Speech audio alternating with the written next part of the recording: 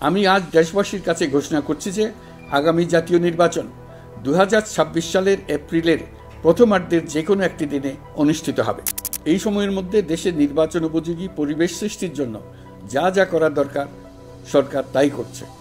এখানে মনে রাখা জরুরি, বাংলাদেশ স্বাধীনতার পর থেকে যতবার গভীর সংকটে নিমজ্জিত হয়েছে তার সবগুলোরই প্রধান কারণ ছিল ত্রুটিপূর্ণ নির্বাচন। ত্রুটিপূর্ণ নির্বাচন প্রক্রিয়ায় বারবার ক্ষমতা কক্ষিগত করার মধ্য দিয়ে একটি রাজনৈতিক দল বর্বর ফ্যাসিস্টে পরিণত হয়েছিল।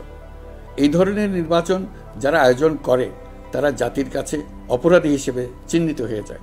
এমন নির্বাচনের মধ্য দিয়ে যে দল ক্ষমতায় আসে তারাও জনগণের কাছে ঘৃণিত হয়ে থাকে।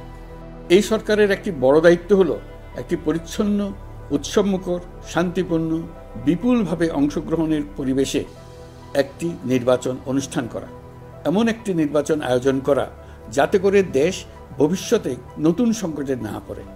এই জন্য সবচেয়ে বেশি গুরুত্বপূর্ণ হলো প্রাতিষ্ঠানিক সংস্কার।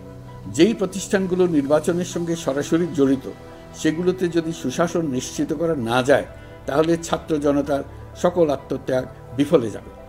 সংস্কার, বিচার, নির্বাচন এই তিনটি ম্যান্ডেটের ভিত্তিতে আমরা দায়িত্ব গ্রহণ করেছিলাম।